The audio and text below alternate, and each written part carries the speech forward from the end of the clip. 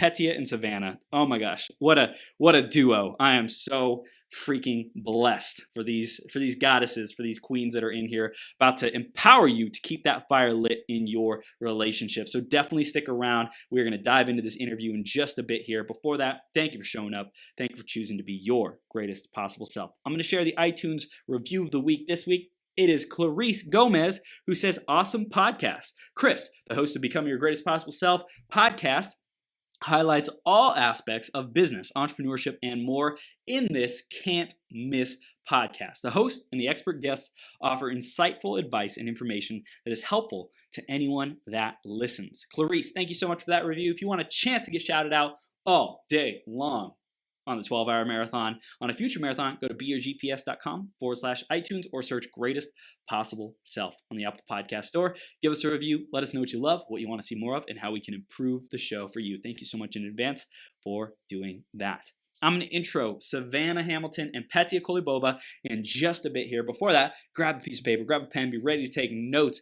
I have a feeling this is going to be spicy. This is going to be juicy. It's going to be epic. So stick around all the way through to the end, because one idea has the power to change everything. And remember that this is just the beginning. And I'm sure Petia and Savannah will tell you how they can really transform your lives moving forward, because they're goddesses. Let's intro them.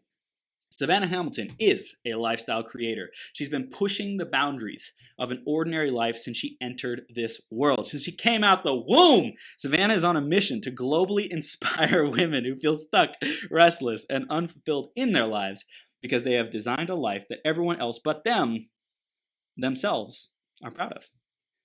Through her international retreats, Savannah helps women expand their consciousness, stop playing small, and let go of limiting beliefs and step into their power to create a life of their wildest dreams, untamed and unapologetic. Oh my gosh. And speaking of unapologetic, we got Petia Kolibova, who is a women's transformational coach who helps women who have been pushed down and been playing it small due to toxic relationships or unhealed childhood trauma to create a life that is true to them and their soul purpose. Her mission is to help women who are on the path to healing from those past wounds, to move through their limiting beliefs and internal blocks so they can finally do what they want to do, what feels good to them, and serve other women in a powerful way online. Petia pairs feminine flow with strategic planning to give entrepreneurs immense clarity and exact steps to transition from side hustler to CEO. And if she is not interviewing on her podcast, Unapologetically Abundant, working out, or reading, you will find her in nature, disconnecting from the world and reconnecting to herself. And we are blessed to have these two goddesses with us here today. We are going to rock the house. And Savannah and Petia, are you two ready to bring it like you never brought in it before? We are over ready. Let's do it. We are live and become your greatest possible self, and we're going to have a lot of fun. Definitely. Thank you two for being here. We're going to dive right into the theme of today, which is keeping the fire lit. We'll start with Savannah. Savannah, what does that mean to you, keeping the fire lit? Ooh, good question. I think for me, keeping the fire lit, I think it has to do with passion, right? So keeping that passion, keeping that desire alive in your relationship and keeping it hot and spicy. I love it. So hot and spicy also. Yeah. We've just been diving into some juicy conversations today. So full permission to unleash in this. And I love it. The passion, the fire, the sex, the sensuality, all of it, just keeping it lit. Epic, Savannah. Yeah. How about you, Petia? What does keeping the fire lit mean to you? For me, it's really living your truth. When you talking about the fire lit, I think it's being full of yourself and being ignited and being the example, being that fire that spreads around, that people look at you and not only they see it, but they can really feel it. I like that. Juicy. I love it. So we are going to be diving into today this perspective of creating and keeping the most fulfilling relationship. And I can definitely speak firsthand from Petia. She knows how to keep and create and wow her man, whoever he is. And Savannah, you are a superstar as far as I know with Anthony and all the great things that you two are up to. You're a power couple doing awesome things. So we're going to be diving into that. But I just want to hear about each of your journey so our audience can get clear on that with love, so that if they haven't heard it yet before, they're going to get caught up with that. So we'll start with Petia. I know you've been on the show multiple times, my queen. And I think you may have touched on this before, but just in your own love journey, what's that been like for you? It was so bumpy. I think I bumped my head. Like if it would be a ride in the car, I would be like, boom, boom, boom. It was really, I don't want to say like bad, but it was really like harsh and adventurous, not in the best way possible. The thing is, on my journey, most of my life for 3 decades, I was outsourcing the love and happiness and worthiness. I was always thinking that when I make everybody else happy, then I will then deserve the happiness. And it started from me, like being a child and feeling unlovable, unseen, and unheard. And because I didn't see myself as worthy of love, I was looking for it in the relationship. So I was the one who was always in relationship because I just couldn't stand to be alone. It was like, the first thing that I would do when I walk into the house was always like turn on the TV, turn on the radio, no silence. I couldn't be with myself. Always like, chatting before when there were like chats, like online. And I just couldn't be with myself. And that was reflecting on everything I was doing, the jobs I was getting, the relationships I was involved. And it all was coming from a place of not feeling worthy and lovable. And that was most of my life. And then it came to the time that I'm like, enough, it's enough. I looked back and I saw that the common denominator was me, not men. It's not like, oh, all men cheat. I didn't want to believe that. I didn't want to believe that all men are hunters and they just want to stay with one woman. And so when I look back, I'm like, okay, it's not about them. It's about me. Let's start with me. So that's where I turn around. So just recognizing that you're at the source of your reality and everything you attract and create and experience. And that's a hard pill to swallow. But once you do, you get all the power in the world, to like be, do, and have whatever you want. Exactly. Yeah. And that's the thing, like really taking full responsibility. It's so easy to blame it on others. Yeah. It's so easy to say like, oh, something is wrong with me. That's why I'm always attracting the same kind of, experiences. Victim. Yeah. Yeah, the victim mode. And it's just like, I could never see myself as a victim because I was always the one who was like hardworking and who was always achieving things. So like, I'm like, how I could be a victim if I'm doing and achieving so many things. So it just didn't make sense for me. Now that I look with perspective, I can see that. Yeah. But back then I was like so stuck in my own way. And I just realized that I'm doing everything for everybody but myself. Like, I go do groceries and I do it based on my partner's taste, not mine. Wow. I pick a movie based on my partner's choice, not mine. Yeah. And so when men met me, they met me like a powerful and independent, then I fall in love, and then I'm like this puppy that wants just to please them. And they're like, what is this strong, powerful woman? I'm like, so, I don't know where she went. It's like you submit to them and like give them all the power, and it's like whatever you want, babe. Like I'll make you happy instead of filling myself up first. So I wanna pause on that because I think that's really important, and also your comment about victim, because it's almost like nobody wants to be a victim, but victim consciousness and like this kind of, well, what can I do? I can't do anything about it. It's like what am I supposed to do? It's almost like this helplessness that we don't want to admit that sometimes we created the situation, we created that reality. And I think taking responsibility and ownership for that is so powerful. So I love what you're sharing, Petia. Savannah, I want to hear about your love journey because you got an amazing relationship today. Tell us about that. Yeah, so it's so funny hearing Petia's experience. Some very, very similar, but a different perspective.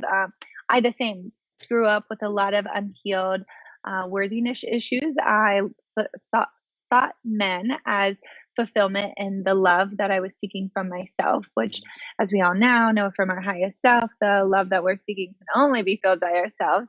And I had absolutely no self-love. So I, as Petia explained, like she was the masculine, or sorry, she was the strong, powerful woman, and then turned into like this cute little puppy. I, on the other hand, grew up with my mom always saying, like, you don't need a man to do anything. If you want something done, you do it yourself. Like, don't, all men are dicks, all men are assholes. Like, don't rely on them at all. So like I was self-sabotaging myself. So I told myself I want a relationship. I didn't need a relationship. But then I would always be like chasing after these men like time and time again that weren't ready for a relationship, that had no interest in being me. But it was like a game. Like I was like, oh, challenge accepted.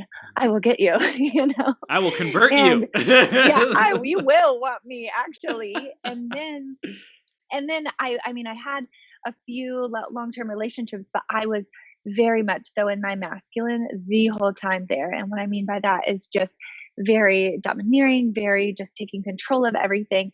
And then getting in these cyclical relationships where I was like, I'm married to like or not married. I'm in a relationship to like a pansy. Like this guy doesn't like, if I say I like ice cream, then he likes the exact ice cream. If I say I want to go hike, no, this mountain in the morning at 6 a.m., he'll be like, be right there with me. So I was creating subconsciously, I was creating these relationships where I was overpowering and attracting very feminine men in my life, and then not seeing that. So very, very similar.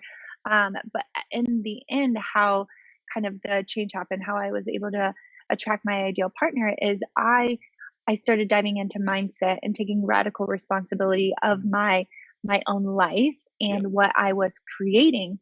And I knew that I was allowing, I think as women, we underestimate, or we're not even aware of what we allow into our lives. So just like Petia said, you know, playing the victim, I was like, oh, these guys like don't want to be with me, or they don't want to call me back, or like, no, girl, you are allowing yourself to even entertain men that don't text you back, that don't call you first. Like I was allowing those type of men into my life and taking radical responsibility of that. And then being very intentional about calling in the correct man, and then working on my masculine and feminine energy, and realizing I'm worthy to have the man of my dreams, and I don't have to control every aspect of it. Petia, do you want to share so something? good. I'm like, that's so good. Yeah. And I love it because like when you are really able to look at your life as an observant, just observe it instead of judge it. Because also, I don't know about you, Savannah, but me personally and the women that I work with, they're so hard on themselves. They expect so much of themselves, you know, and not so much of others, because, you know, like they do have expectations of others, but more so of themselves. And so we are very much in the energy of judging ourselves, our, you know, inner mean girl. Like we want so much, and then we just disconnect from who we really are, because it just doesn't meet the reality, you know, like where you live and who you really are and the expectations that you have. So we just completely disconnect, and we find ourselves in the relationships that are not fulfilling because we are not being ourselves. That's the thing. And when you can step back and just observe and see what is happening, why is it happening, it gives you like complete different feeling. It gives you your power back, because you're not expecting others to fulfill you, and you are not either judging yourself, like what's wrong with me, why I keep doing this, why nobody loves me. And then we are numbing with, you know, like parties or alcohol or eating or over shopping or, you know, relationships. So being able, like Savannah did, like being aware and start working on herself and starting to see and being able to balance those energies, it's super important. Because what I see, and let me know guys how you are feeling about that, what I see nowadays, like the rise of the feminine, and now there's like so much of the feminine energy. There's like, oh, you gotta be goddess and you gotta be flowing, you gotta like, you know, and then you forget the masculine. Mm. Like, how do you get this stuff done? Come on. I love that me and Savannah, like, you know, we are balancing and dancing, and Chris, you're doing the same. Like, we're truly dancing with the masculine and the feminine. I had such an incredible, productive day today that, like, I was like nonstop all day, and I felt so fulfilled. And I was dancing my masculine, productive, scheduling, getting stuff done, and going to the air, you know, going out, going on the sun, nurturing myself, breathing, listening to music. So when we can do that, that's when we can have fulfilling relationships, because we are observing, not judging, and we are also able to dance between those energies. Yeah, that's beautiful. Savannah, what are your thoughts about that? What did you hear, or what stood out for you? Yeah, so I 100% agree with the rise of the feminine energy. I think that it's been taken to the extreme, but once again, it's radical responsibility for yourself, being educated. And I love the word dancing, because I don't think there's ever a balance. I think we're this living, breathing organism, and different opportunities, different circumstances, different people are going to present themselves in your life, and it really is a dance. So a fluid dance that you get to return the energy that you are receiving in a healthy way. I did a podcast interview earlier today, and she was talking about the divine masculine, divine feminine, and she talked about it's the needy feminine and the bossy masculine. And I was like, oh, I love that. Yeah. And those are kind of the shadow sides of each of the energy. And I was reflecting, and for so long of my life, I lived on both polar opposite ends of those spectrums. Like I played the victim. I didn't know why, woe is me in all my relationships, but yet I was bossy. I was overbearing. I was controlling. And so when you aren't able to, like Petia, exactly what she was saying, take a healthy outside perspective of that, and really just have some radical self-reflection, and take out kind of your emotion in that, and judgment. I mean, we all have our ego that's judging us at the same time, but really starting to dive into that and understanding those energies and the divine masculine and the unhealthy, and how I was playing a part of that. I think that has been one of the biggest catalysts in my relationships into having a divine and a lit relationship is a radical responsibility, because I think someone told me, like, you attract what you're seeking, or what you like think you need the most is what you attract in a partner, but it's actually like the unhealthy version of it. So you attract what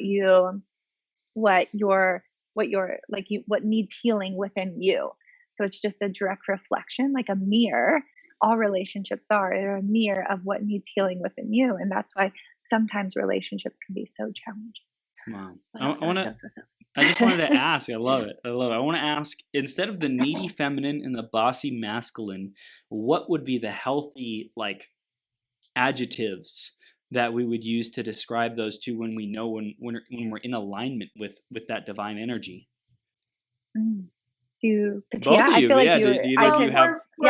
For me, I truly feel like it would be the nurturing feminine, you know, because you nurture out of love, not out of fear, because we also can be givers, but out of fear. I used to be such a giver, but out of fear. If I don't pay for our entertainment, if I don't pay for the dinner, if I don't, invite my friends and pay everything, nobody will be with me. So there was fear. But now if it can be nurturing feminine, and then it would be the protective masculine, not the bossy one.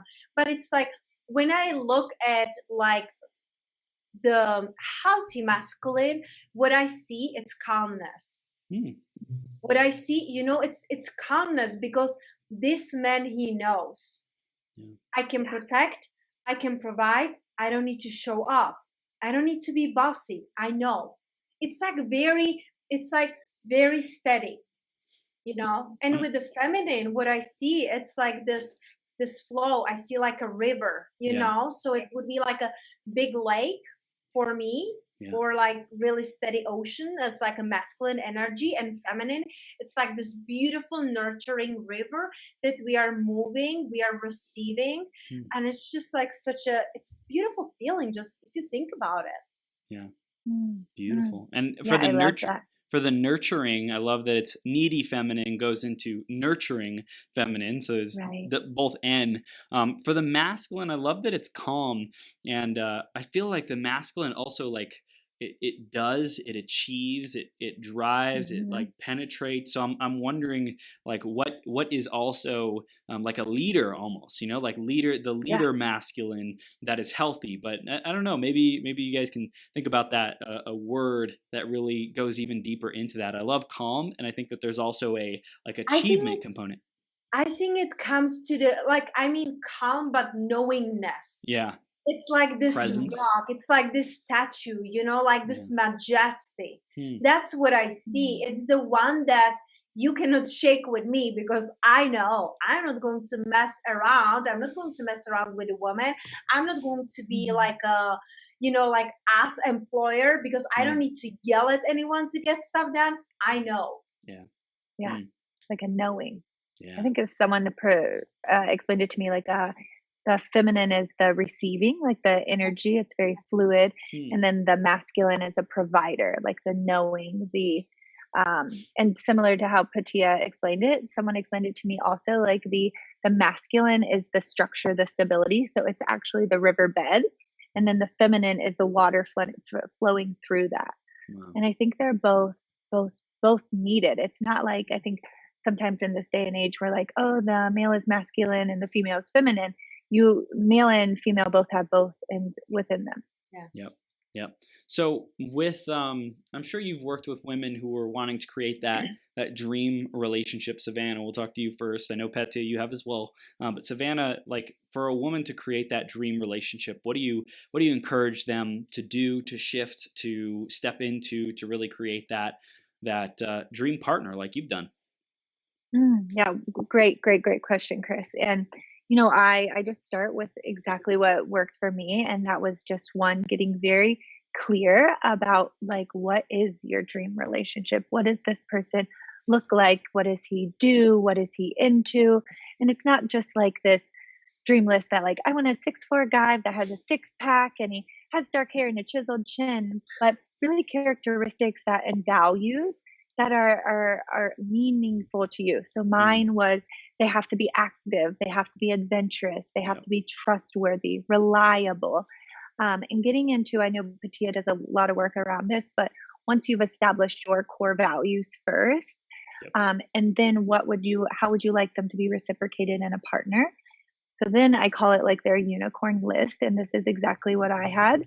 I think it's also important to write to, and this is like with Petia, she does like your hell yes and your hell no. Mm. What I do is go through and it's like, what are some of your non-negotiables, but what are some that like, say if you listed a kid, what if a partner came and he had a kid? Is that a non-negotiable, or like could you be negotiable on that? Mm. Because then you're getting even more crystal clear about, because of this online dating world, if you're, you know, sometimes as women we're like, well, maybe I could like, we try to shove them into a box and we're like, maybe it's okay. But once you have this list and you're intentional about who you're actually calling in, Mm. then it's like, it's crystal clear, and it gives you permission to be choosy about your partner, because you should be, Yep. right? Like Yep. it's your partner that you're calling into your life, that you're going to be have a sacred time and be intimate with. And I think you get to be picky. And sometimes, you know, women just think like, oh, it's like it's okay, or you get into a relationship where you think you can change them, which Mm. I don't think ever. But I've done that myself. So you know, sometimes like smoking is a non-negotiable, like absolutely non-negotiable. Yeah. Self-improvement is a non-negotiable for me, and I help women create that list, create their non-negotiables, Mm. and then from there, it's really just about creating space for that too. So, you know, if that's like if some of the women, they just have like a cluttered house or a cluttered car, and it's really getting intentional about like creating a sacred space. So, and cutting off ties with all these other guys that we might have on the back burner, right? Of being intentional about creating space for that divine, that man to come into your life. So good. I love it. Great Yeah. stuff, Savannah. Petia, how about you? What do you feel was essential to attract the man of your dreams? So very similar, like Savannah, I was journaling about like getting super clear. Like I teach my clients, it's like you get to really create a core values that are non-negotiable for you. And once you pick the top three, it gets to go everywhere with you. I put it in my wallet, I put it on my mirror, and those three were generosity, loyalty, and always growing. Those three values, if you don't have them, I don't care, you're not around me. I will love you, but from far away. That goes for the love of my life. It goes for my family. It goes for my clients. It goes for any collaboration, anything I do. Those core values has to be there. So first, getting super clear on what's your non-negotiable in life in general, and from there, I was journaling every single day. But I did the list first before I started the journal. I really did a list of what I hated in my last partners and what I loved about them. So for example, cheating, talking and messaging with other women, prioritizing work, not wanting to have a kid, not wanting to have be married. And then the things that I love, feeling like the queen, getting breakfast in bed, getting massages, like I made the list. And then because I saw the list of what really bothered me and what I really loved, I got so clear about what do I want from my upcoming partner. Because when we know what we don't want, we know what we want. And the thing is that we cannot be like talking crap about our ex-partners. Like, yeah, there were things that hurt us for sure, but there were also things that we were with them, because if not, we are silly. Why would you be with someone who you don't like anything about? And I'm full of appreciation. Like, there were things I truly loved, and I don't close the door with hate. It's just like having appreciation for your ex-partners. It's going to bring even more of that in your current relationship. Yep. Because it didn't work out, it doesn't mean they're bad people. We just have different values, and it's okay. They're not in my life for a reason, and the door is completely closed, locked, double locked. It's like but like a person, there were values that I loved. That's why I was there. So really getting clear on that, appreciating. And then I was journaling. I'm so happy and grateful now that, and I looked at the values that I want, that I'm in relationship with a man who is loving, loyal, faithful, family oriented, loves going into nature, is healthy, loves eating healthy, has fun with me shopping. And that happened. And I'm like, listen, manifesting that, it's like, that's like master manifester. Like there were such a details on my list that I start even doubting if that's possible. And the day that I was doubting, I was driving, and we should say that, but I looked at my Facebook when I was on a red light, and first post that popped out was from one coach here, and she was mentioning that don't ever settle. If I would have settled for like good, I wouldn't get the great. And that moment I was like, screw it, I'm getting it. And 2 weeks later, I met the love of my life. So that was super important. But to add to this, what I recommend to everybody, and I don't care if you're searching and calling in the one or you're in relationship, you first get to be the love that you are seeking. Meaning, when we are in love, we are acting differently. We shower, we shave, we put the perfume, we put the oil, we do the hair, we do the makeup, we dress up. Girl, I dress up when I'm at home. You know what I mean? It's like you get to act as you are in love. You go, you buy yourself flowers, candles, you relax, you have a great night with a popcorn and watching your movies, but you are feeling in love. You don't need the one to come with you and go to hike or go to shopping or waiting and never do your manicure. And it can be like free things, like I said, give yourself a bath, buy yourself nice book, or just like be the love that you're searching. Because when I'm at the love of my life, I was so overflowing with love for myself. I didn't need him to come and go with me to hike, or to like take a bath with me, or I like, listen, doing things together, it's so much more fun, but I didn't needed it. Mm. And that's why I got it. So really ask yourself, who would you be when you're in relationship? What would you do? What would you have? Who would you be? And be it now. I love it. Awesome. Awesome stuff. Both of you are just dropping bombs. Awesome. Awesome stuff. Let's talk about keeping a relationship now, because that's different. We talked about manifesting, attracting, valuable. Now let's switch gears into keeping that relationship. We'll start with Savannah. Like, what is it that really supercharges and keeps the relationship alive, keeps it fun, keeps it close, keeps it intimate, keeps it real and vulnerable and authentic? Like, what do you do? Yeah, thanks so much. So this is like I think that, so I'll be like honest, when I was growing up, I didn't have a model of a loving relationship growing up. My parents are still married, but they've been sleeping in separate rooms for like 15 years. At this point, they are, um, they're just like roommates. So Anthony and I have been having, and I think to keep the passion and the love and relationship alive is having these tough conversations, because he grew up in a very traditional family as well, where his father provided, his mom stayed home with the 6 kids, but not a great relationship as Petia. Like, they had a good relationship, but not a great. And I want a great relationship. Yeah. So Anthony and I have been just being vulnerable with each other, having these real conversations, and we just said to ourselves, like, we would like to experience the next level of our relationships, but we don't know how.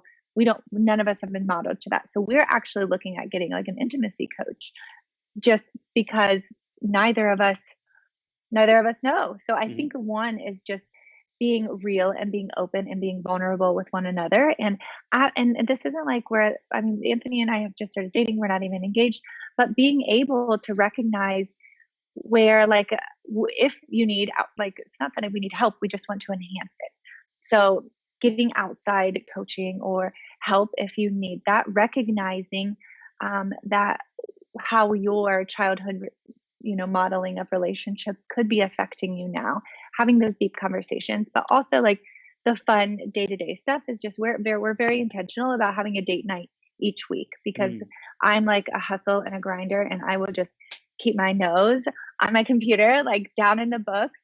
And it's easy to get into that very like task-oriented mode of a relationship as well, especially when, we don't have kids, but I have like a dog that has special needs. So it's like, did you do this for him, babe? Did you walk him? Did you get his eye drops? And we're very transactional. So carving out, we have one date night each week. And then at 7:30 at night, it's no phones. So it's like on both of our calendars, it comes up every night at 7:30. It's no electronics, no phones. We sit and have dinner together every night, and it's either he cooks or I cooks. So, and I will say what's really also helped is identifying each other's love language. So mine is words of affirmation and physical touch, and understanding what each other's are really allows you to go above and beyond in little things that might not, like his are words of affirmation, and I think gifts of, I'm saying I think, and now I'm telling you this and I don't even remember his, but I believe, I'm going to go brush up on this afterwards, but gifts and words of affirmation as well. So I go above and beyond, like getting him little gifts or writing him little notes. Like every morning I write him something on the mirror, but that really allows you to feel seen and heard by your partner in your specific love language. Because you could have, say your partner is just like buying you gifts and you don't even like gifts, then that's not going to mean much for you. So I think for us, just being intentional with, because we live in such a fast-paced day and age and so technology driven, really being intentional, carving out that space to have conversations, check in with each other. On Sundays, I like to say, like, what worked, what didn't work, how could I improve? This is huge for me, because for so long I was like, well, I'm right and you're wrong. So sorry, I'm right, you're wrong. Like, this is just how it should be. but really just being vulnerable with each other and having those hard conversations and being intentional with your time together. Boom. I love it. They're my big Gold. ones. Yeah. Gold, gold, gold, Savannah. How about you, Petia? What Mhm. have you felt makes our relationship close and intimate and keeps that fire lit, my love? I truly agree with Savannah because you get to create the time. And one Mm. thing, the first thing that came to my mind, and you guys know I love Tony Robbins. And I remember one of his interviews, he said, when you treat the end of your relationship like the beginning, there will be never an end. So Mm, I started to Mm. treat our relationship like that because at the beginning, you appreciate. Thank you so much for bringing me coffee. Thank you so much for going with the trash. Thank you so much for, like you appreciate. And then you get so used to, oh, he always takes out the trash. Oh, he always like does this. Mm. Oh, he always massages my feet. Oh, hell no.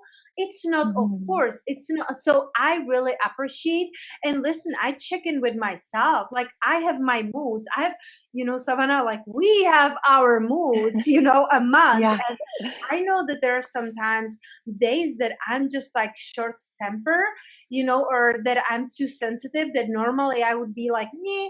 And we just have those days. So I acknowledge it and I don't judge it and I communicate it, mm, Yeah. so really it's super important for me to check in with myself. How am I treating my partner? Is it the same at the beginning of the relationship? Do I appreciate? Do I think? Do I say how much I love?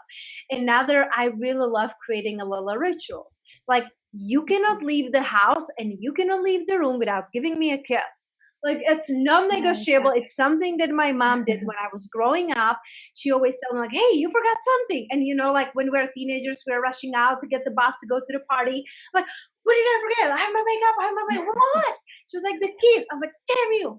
But like one of my favorite memories. So now we have the same at home. Like we don't leave the room. And it's just like a special little thing that we have. And then mm, every Friday we have a date.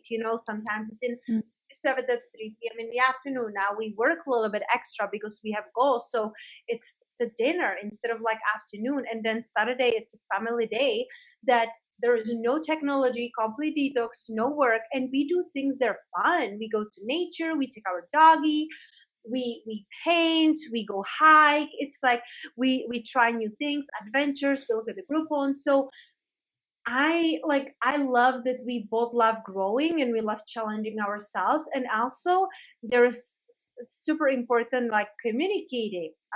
It's important to know that we're two individuals that came together. So if there is something that you want to do instead when it's communicated, it's super important. So we used to do it weekly. Now we do it maybe like twice a month, once a month, and it's okay. But at the beginning of the relationship, if we wouldn't do our weekly review, I don't think that our relationship would be so amazing. So mm, we did weekly Mhm. review every single week, no matter how we feel. It was tough as heck, but there were questions like, when did you feel the most connected? When did you feel the most loved? When did you want to disconnect? And that question was the hardest because there are always times that we want to disconnect. There are always times we want to pull back. There are always times that we are like, dang, wasn't I better by myself? Even if it's just a second of the thought, sometimes we have it. Like it is there and it's normal. But when you acknowledge it, when you don't let it sink in and doubt, when you say it out loud, when you communicate it, like, yeah, there was a time when I wanted to pull back because this is how I felt, mm, then you don't build the resentment. Because you know how Mhm. they're like little things like, oh, he didn't do the dishes. Oh, he didn't take the trash. Oh, he didn't give the eye drops to the dog.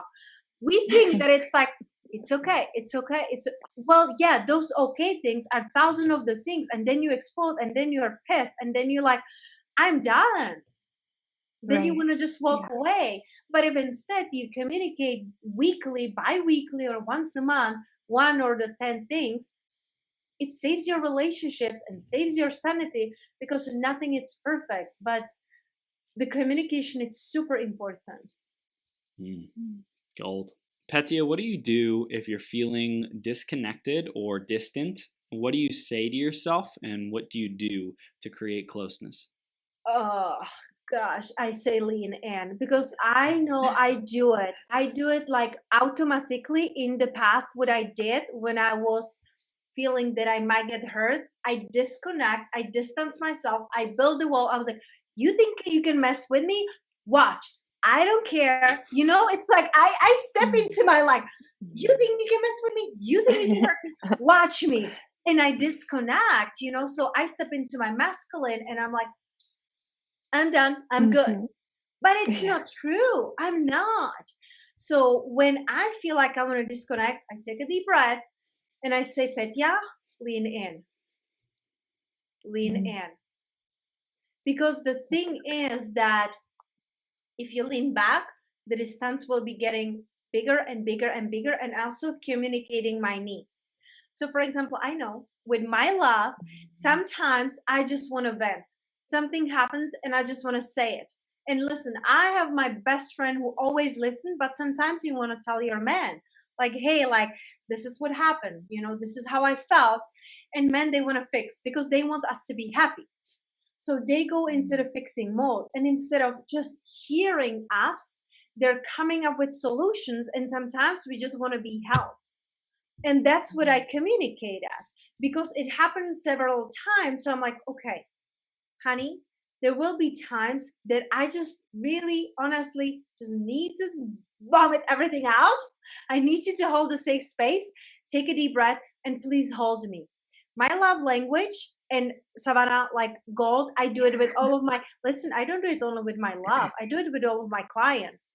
I know what is their enneagram. I know what is their love language. I know their human design. Like I know them because then I can speak with them in their language. So I just said, like, listen, I need to be helped because if I want to distance myself, hold me, I will melt down.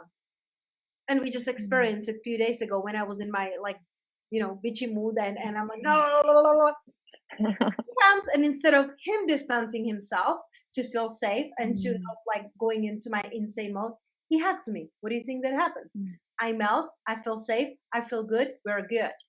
So communicating your needs, because maybe when you are wanting to disconnect, you need your safe space and really like space. Go to nature, go for a walk, be with yourself, be with your thoughts to cool down. For me, I need the closeness. I need to be held. I need to feel loved. I need to feel safe. So communicating what you really need. Awesome. How about you, Savannah? When you are feeling So distance and good. disconnection, what do you do? What do you say to yourself? Yeah, I feel like Petia and I are just like sisters from different countries, you know? Because I'm very much the same way. When I feel disconnected, when I feel vulnerable, it's very much for me to just like put up a wall, armored soldier. Like I don't have to feel anything, and it's just like nose to the ground. So that had been and I was just reading a book that says, because now I'm very aware of these wounded behaviors that I still have. And they said that because you are hardwired to go the easiest route, Yeah. that's why I persistently want to just like close down and shut off. So for me, I think communication, but even, sometimes I can't even communicate what I need at that moment. Yeah. So instead of focusing on, because I'm very much like this analytical mind, and sometimes I just still have trouble being vulnerable with my partner. So I don't always know what I need in the moment, but I have retrained myself that instead of, maybe like problematically pointing out what they're doing wrong. Like for instance, I needed to have like meditation and quiet time. We just been on this 5-day journey of like in close proximity. I haven't been able to do like my morning routines, anything, and I just wanted meditation. And Anthony was being very sweet, but he interrupted my meditation to ask me if I wanted my laundry done, which is super sweet. But I nearly bit his head off because I just wanted 10 minutes in the bathroom alone. And I wanted to just be like so pissed off when I got off to the bathroom, right? Like so pissed off, like you should have known, like I needed this time, all these things in my head. And instead, I focused on what I wanted. So what I wanted was an intentional space because I like crave me time. I need Yeah. my sacred time. I need me time more than most people. Mm. And I wasn't getting any of that. We were staying at his family. I just wanted 10 minutes in the bathroom to have a meditation. And so I instead said, babe, I want our relationship to be so thriving and so happy. And I want to be optimized to my like highest self. And in order to do that, I need my alone time and my meditations every day. And I would appreciate it if you would respect that.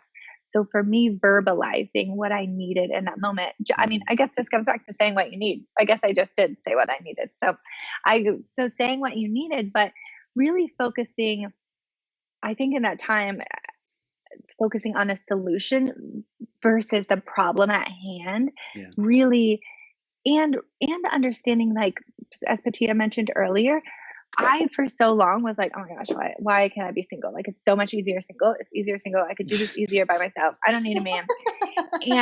And that for the first portion of my relationship with Anthony, I like, if we fought, I was like, fine, I'm done. Like, I don't need this. You know what I mean? It's so much easier.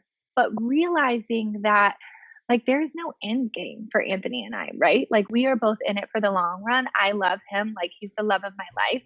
And there's no like right or wrong. It's like, how can we come to a solution together? We may not see eye to eye all the time, but handling those, whereas before being disconnected would have made me get like angry. Just coming, like, it's always a solution based focus now, right? Instead of like a problem based focus as before. Like, you're not doing this. This is making me angry.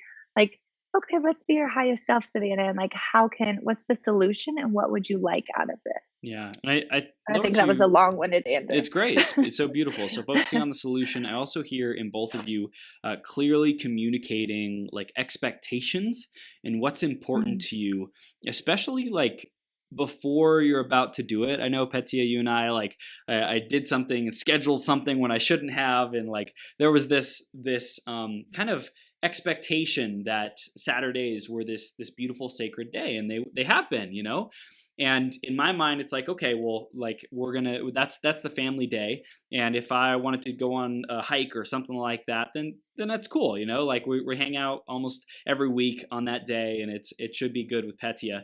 But I didn't check in with you and say, like, is it okay? And like, did I really check on other days, on like Sunday and things like that, to make sure that day would work? Like, try other options before like this day that is usually our family day. And so for me, it's like I didn't know that this day was so sacred to Petia. And so like you got kind of frustrated, Petia, about like me scheduling something on that day, and like I was just really working to understand like why it was so important, and to listen to you and to hear what you were sharing, and to not like make it bad or wrong that there was a miscommunication, but rather just to like be there and like be in that space and just let you know how much I care about you and I love you. And even though there was a miscommunication, it's like, it's okay, we'll figure it out, and to have better communication in the future. And it's similar from what I hear with you, Savannah. Like, you didn't give effectively enough, at least, the communication to Anthony that you're going to go in this bathroom, and come hell or high water, no one is going to interrupt you. Like, no one. The house better be burning down.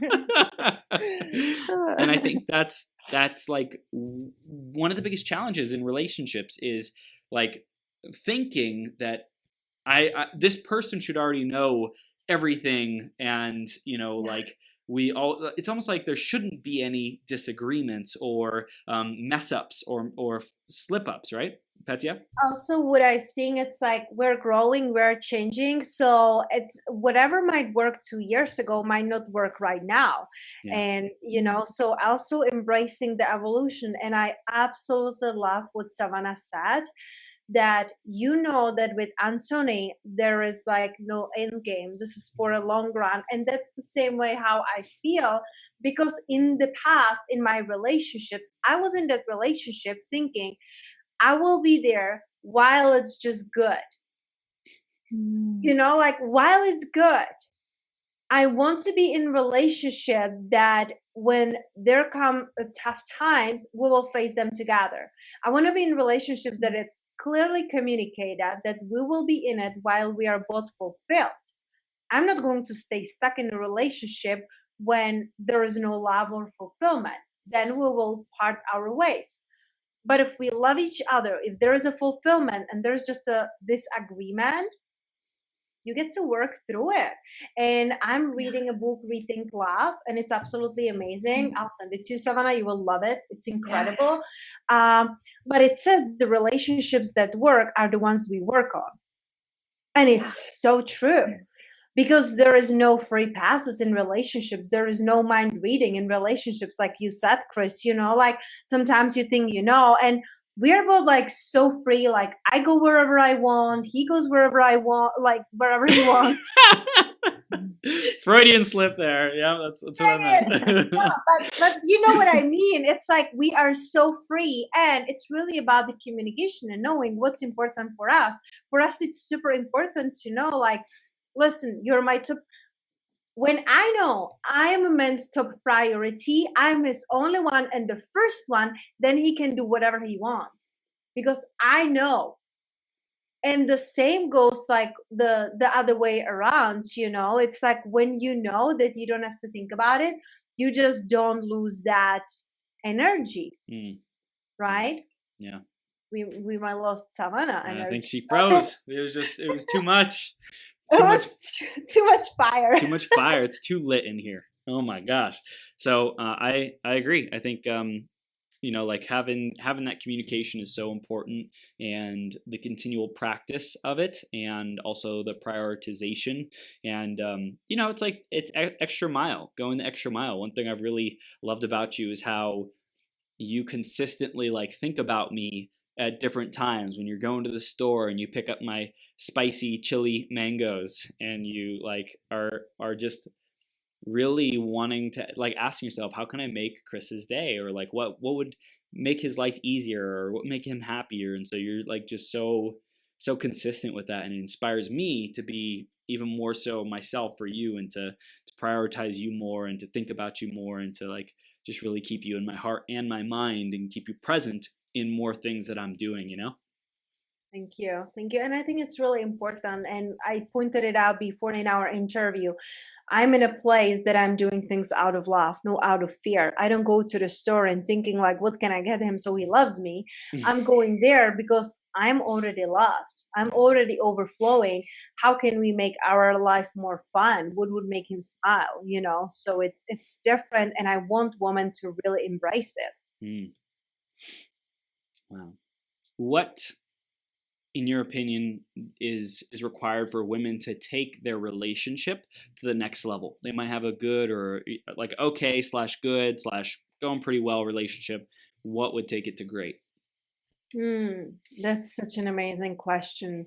I truly believe that more we are, and this is like completely branded, more unapologetically we are, the better everything else becomes. Because the thing is that as we are, and it doesn't matter where you are in your life, in on this personal development or spiritual journey, you keep peeling off the layers. So you're rediscovering of who you really are. So you following your own fulfillment and curiosity, it's going to amplify your relationship and take it to the next level. So thinking about the things you're curious about, like I'm curious about acro yoga, I'm curious about like traveling to exotic relationships, exotic destinations. I'm really curious in like personal development seminars. So really thinking about what am I curious about, what turns me on, because listen, when I am lit up, my partner is lit up.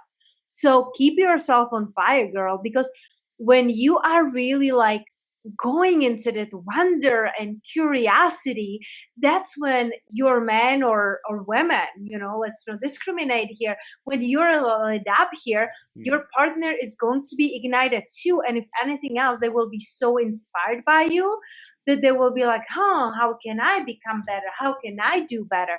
So keeping that fire lit up in your relationship and take it to the next level all starts with you. Curiosity. It's the wonder. It's like do I really know this relationship and this person? And like like being curious, being it's like curiosity, wonder, but there's something else. It's like really being committed to rediscovering, committed to like a newness, a novelty, like a novelty about this person. Like I've been dating this person for a while, I've been with this person, or I've been married with this person for years, and today they show up and they wake up and they're a different person than I like than they were yesterday, than they were last year, than they were 3, 5, 10 years ago. Who are they today? And the curiosity and the wonder, asking the questions. So like, Petia, what do you stand for today? I love you so much, and I like love to hear what your heart is caring about today. Like, what's important to you today? What do you stand for today? You know? And like, I think just that kind of a open-ended possibility magic question about who are you just is so juicy. Wow, I love it. And it goes back to like playing together, like really seeing in each other the best. And I truly believe that that's what helps the relationships to really like stay on fire. Look, it's so easy to see what's wrong in the other person, but so it is to find what's right. I could say like, oh, the dishes are not done, but I also can look and the bed is done. And I got vitamins brought in to my bed this morning. Into your mouth? So, but you see, it's like you can always see what's wrong, but you can also see what's right, So look for what's right and communicate. What would you like to do even better? I don't go and I don't say like, hey, you messed up, you didn't do dishes. I say like, I love how you're taking care of our house. I love how you're helping to keep this house organized. Because when I really highlight what I love, instead of like bashing what's not working, that's what really makes everybody happy. Nobody wants to be told what to do, and nobody wants to be told like, like what they're doing wrong, because then we shut down. We feel wrong. We feel put down. And you're supposed to be the one to love me, not the one to put me down, right? Yeah. So it's like taking the deep breath before you say anything. Check in with yourself. And how would this sound if your partner tells you this? So good. Petia, we are wrapping up here. You've been bringing the heat, bringing the litness, the fire. I know you got some magic coming up here in April, especially. You're working on a ton of different things. You got your podcast. Tell us a little bit more about what our audience can do to take those next steps with you and to see you in person, to give you a big hug, especially. How do they do that? Oh my gosh, I'm a hugger and I'm the best hugger in the world. And so last year we hosted Men for More Life event. And the one thing that I told all of the attendees, if you're a no hugger, sit in the back row and don't come close to me, because if you come close to me, I'm a hugger. I'm a feeler. I'm just like, I'm all over you. Yeah. So this year we are repeating it. Maybe it will be a different line. Hugs there will be definitely included in April 24, 25, and 26. 26, it's my birthday. So that's my biggest gift to myself, to truly creating even more impact. And I'm inviting all the women who know they're meant for more. They're ready to really shed off their BS and the limiting beliefs, step into their power, and to truly become unapologetic.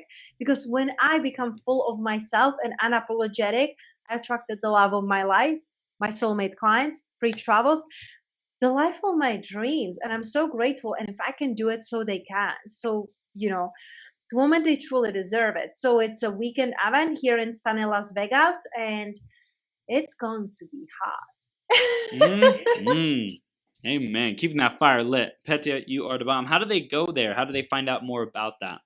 Absolutely. So they can, and I will share the link right after our interview here, but they can just go on the website on men. It's bit.ly. I will share it just under, because it's going to be just like easier, okay. But it's going to be bit.ly, capital M, capital F, capital M, and small I, G.